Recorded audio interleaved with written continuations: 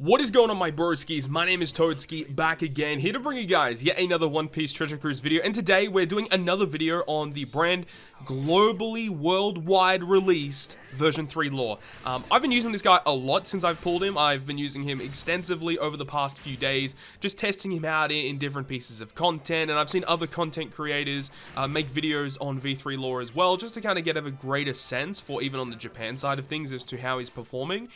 And this particular video, I'm just going to do a discussion more about lore and just give further thoughts and opinions about this guy. I've already made a full showcase video. If you guys want to go see that, make sure to click the card at the top of the video. I'll likely have it linked in the comment section and also in the description. And I'll also link my Sugo Fest pulls if you guys want to see them as well. But I do think Trafalgar Law is an exceptional character. And I think they really had to make him like one of those top tier, top echelon characters, considering the fact that they were going to be releasing him worldwide for, you know, the Japan server, for the English and French server, and also the Korean server. So I feel like, you know, because they are releasing it on all servers at once, they have to make him somewhat good, but at the same time, you can't make him too powerful to a point where he kind of disregards all of the future characters that are about to release on Global. I mean, even if you look at it though, Global isn't that far behind in terms of Legend releases. Like, if you look, obviously the Super Type meta is going to be coming eventually, but before the Super Type meta, all you've got is Arlong and Shanks, and then Mihawk, Perona, and V3 Rayleigh. Then after that is when you get into the Super Type meta. So Global isn't that far away in terms of Legend releases, but if you look at the actual like timeline of things, yes, there is still quite a lot of content that has to be released between now and where JP is right now. So they did have to kind of take things into consideration, you know, making him really powerful for Global, but obviously you got to kind of keep it in the same vein as the super type characters that are coming out, because super type characters that have been releasing, you know, some of the more powerful ones, reaching up to like a 5 times multiplier is pretty absurd when you think about it. So they can't just drop obviously a 5 times captain on Global just out of the blue, or they can't introduce super type to Global because we don't have version 10.0 yet.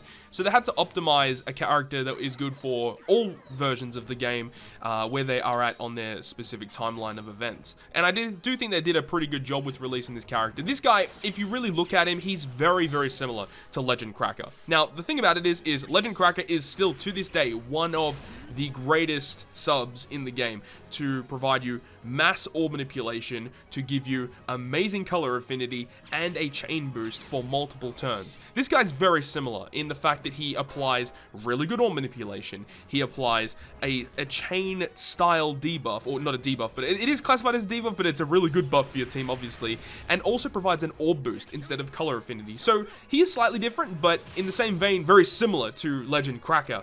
But obviously the big differences come in their captain effects. The captain effect of Trafalgar Law is very good. The fact that he provides a flat, at the very least, a flat 4 times attack boost to Free Spirit, Striker, and Fighter is very good. I do like the fact that he boosts Striker. That's really big because there are so many good strikers in the game.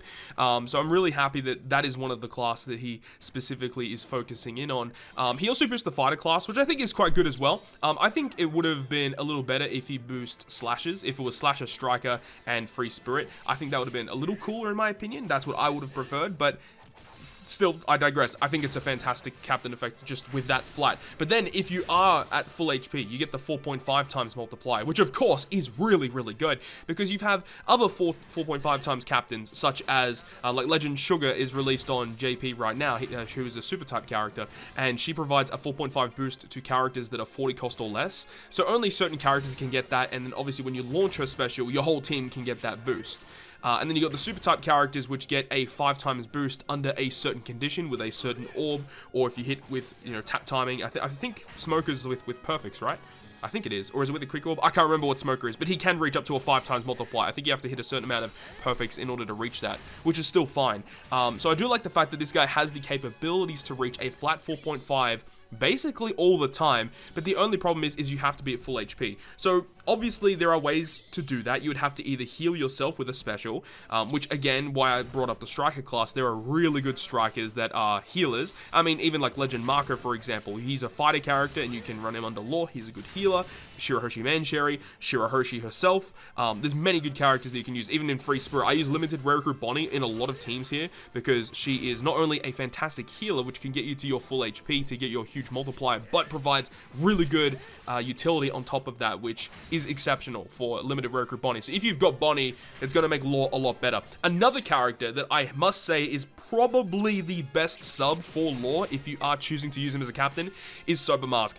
I think that Sober Mask is just an exceptional sub. Just in general, he's good for a lot of pieces of content. He's good under a lot of different captains. And obviously, Sober Mask himself is a great captain. But as a sub as well, as a sub on Lore's team, it is great. Because one of the main things that I found with Trafalgar Lore in using him recently is the fact is that on mini-boss stages or just in other pieces of content when it's not the boss stage, sometimes it can be a little tricky to get matching slots.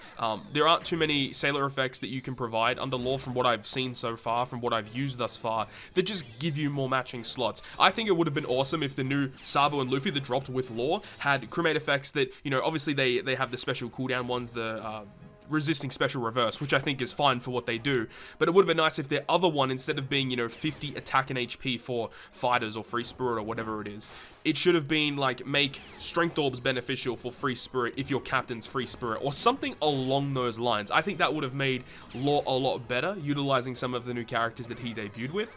I digress though. It is still a little bit annoying. The fact is that, you know, sometimes you'll reach a boss stage, it's like a mini boss stage.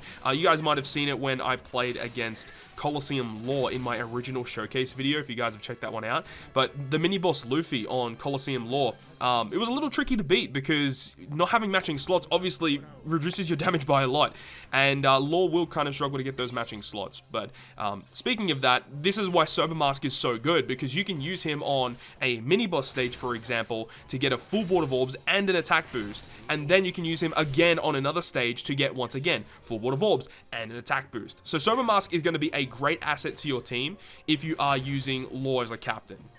Now, obviously, we were mainly just talking about damage output there, but another aspect of the captain that you have to take into consideration is his tankiness, and his tankiness is very good. You know, just throughout the fight, just getting consistently 4,000 heal per turn, and obviously getting 25% damage reduction is no joke. So with the two characters having 25% damage reduction, having also damage reduction sockets, and using the optional Megalo ship to get additional damage reduction, and there are other characters that you can, you know, run on your team that would give you additional damage reduction, such as their potential abilities to resist more damage, or using the switch effect of someone like Don Krieg and Gin, who is coming out with the Shanks crew, or you could run someone like Ivankov and Bon Clay with their switch effect to give you further damage reduction. He basically just tanks a lot of damage very, very well, and once you do tank that damage, getting your health back is very, very good, which I do enjoy a lot. I think that Trafalgar Lore is definitely one of the more tanky captains in the game, and of course there are other ways to further improve that. Obviously, if you do need a lot of HP for something, you could literally just run the Moby Dick ship, and you can take your time progressing throughout the fight, and you can heal all your HP back, which is a really good benefit of Lore. And yeah, as I said, you know, once you do take damage, getting that health back is not really a problem. But on those burst turns, if you do need to do some damage really quickly, as long as you have some sort of healer to get you back to full HP, you could use someone like Limited Rare Recruit Bonnie. You could use Shirahoshi Mancherry or the original Shirahoshi. Both can be used on this team. I guess Shirahoshi Mancherry is really good, right? Because their switch effect removes special bind and stuff like that, and the fact is no matter which character you switch into, whether it be Mancherry or the Shirahoshi, they're both actually boosted on the Lore team, because Mancherry is Free Spirit, I think, and then Shirahoshi is obviously a striker, so it actually works very well, that character, and having the ability to switch into either Psi or Int as well is really, really good. And another thing as well, I did talk about it yesterday in a video talking about stuff on the JP server. JP recently had a new ship come out, which was the X-Drake ship, and that ship specifically wants your captain to be a Cerebral, a Free Spirit, or something else. And if you do fulfill that, you get a 1.6 times attack boost, and then if you have a full team of yellow characters or a full team of Psi characters, you get a further 1.1 boost on top of that. So it's like a 1.77 times ship constantly all the time, as long as you are fulfilling the conditions, which Trafalgar Law as a captain is able to do. So some pretty cool stuff coming out on JP regarding this lore, and a lot of people are kind of thinking, yeah, they're going to release an X-Drake Psy super type legend soon. I think that would be awesome, especially because this lore already as a sub is very good. So if you're adding like a new super type legend that has an even more powerful captain effect on top of it, which this lore can abuse being as a sub, that'd be very, very interesting. So I am really excited to see what JP is going to do moving forward with their new legend release. So hopefully we get more information on that really, really soon.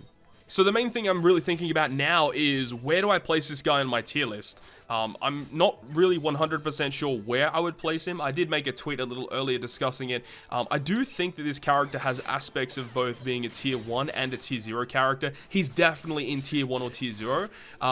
I don't really want to put him too high straight off the bat, because then people would think that, like, you know, I was just, you know, sucking off the new legend. But I don't want to put him too low either, because when I put a character too low, people complain saying that, you know, he should be higher. So it doesn't really matter where I place him, because I don't win anyway with you guys in the comment section. But personally speaking, I do think this character right now on global specifically, I would probably put him in tier 0. Moving forward though, we'll have to wait and see. But I think right now he's probably a tier 0 character, but we'll have to wait and see, just to see how more content comes out and how he evolves with building him for content moving forward. And definitely whenever new content drops, I want to try and build teams with this guy just to see how he performs.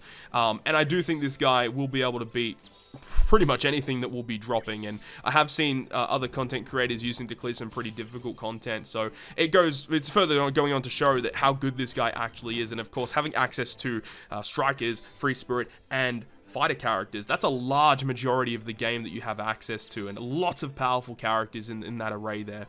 Another thing that you could really do as well is you could actually use this lore on a slasher team as a sub. So who are the best slasher captains right now? Like Luffy, Zoro, for example. The only problem there is that Luffy and Zoro are a chain locker and an orb booster. Lore basically does those two things as well. Who else could you use him on? You could use him on V2 Mihawk teams. That could actually work reasonably well, but the problem there is that V2 Mihawk is also an orb booster.